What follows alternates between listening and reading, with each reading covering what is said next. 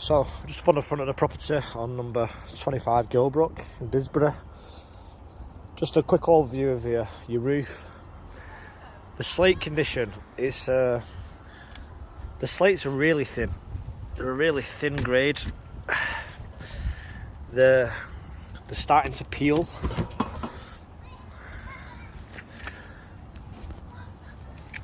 Which is the case with a lot of them on the roof. The more you look, the more you see. Slates, good quality slates, are generally reused and you get them from a reclamation yard, but they're starting to strip, as you can see, and this means they evidently get more porous as time goes by.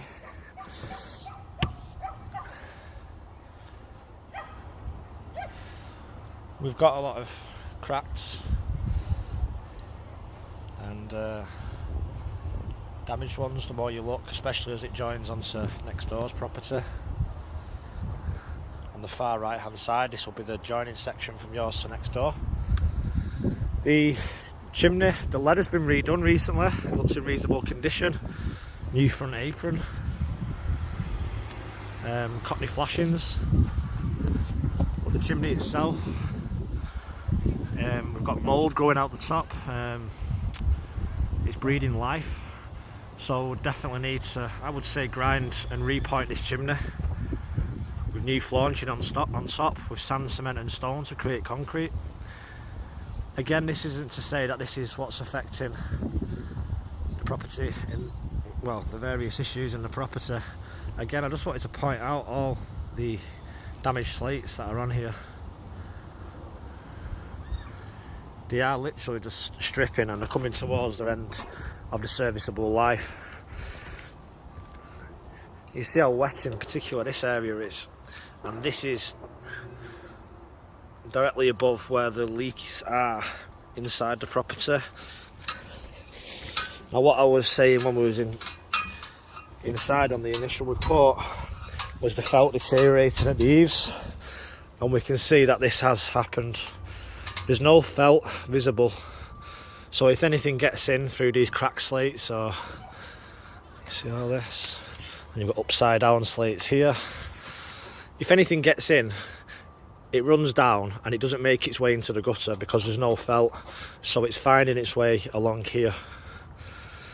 The gutter itself, it's old cast iron. It's sat on these bricks. It's really unusual. These bricks, a lot of them are loose, and they're just sat on these triangle sections every few hundred millimeters. It's an unusual system because if anything's getting down here and not finding its way into the gutter, it's going to be sitting along these bricks here, and it's going to be coming down the cavity wall, and it's finding its escape here, which is where the main issue is in the bedroom. And at the far side, you can see someone's done a little yellow plastic repair. We've also got a lot of build up around the gutter and the downspout, and I believe that this is what is causing the issue in the living room along the chimney breast that we pointed out earlier to the right of the window. I don't believe it's the lead. I've had a good inspection of the lead.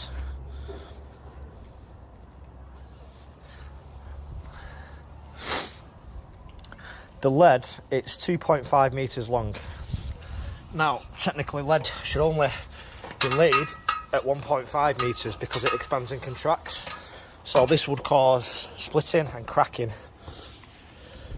What you'd do if you didn't have an expansion joint welded is you would do something like next door's, which has the lip in the middle and it's overlapped. Not the greatest that they've done next door, but that's the theory. But what I've found with this roof is it's absolutely solid. There was a green mineral bitumen laid underneath. They've gone over this with lead. They should have technically cut it here, expansion joint welded, and put the other section. But that's not to say it's not in good condition. The lead's in really nice condition. The flashings are good. The overhang as well. Lead expands and contracts, so I would suggest cutting out this mortar and putting in lead mate, which moves in conjunction with the lead. But this isn't what's causing the issue. Normally with a bay window like this, it's pretty straightforward. You have to replace the lead. But I wouldn't suggest that in this case, because everything is as it should be. The leak inside is here, if you remember. It's here and it's here. And this is coming down from the main roof, 100%.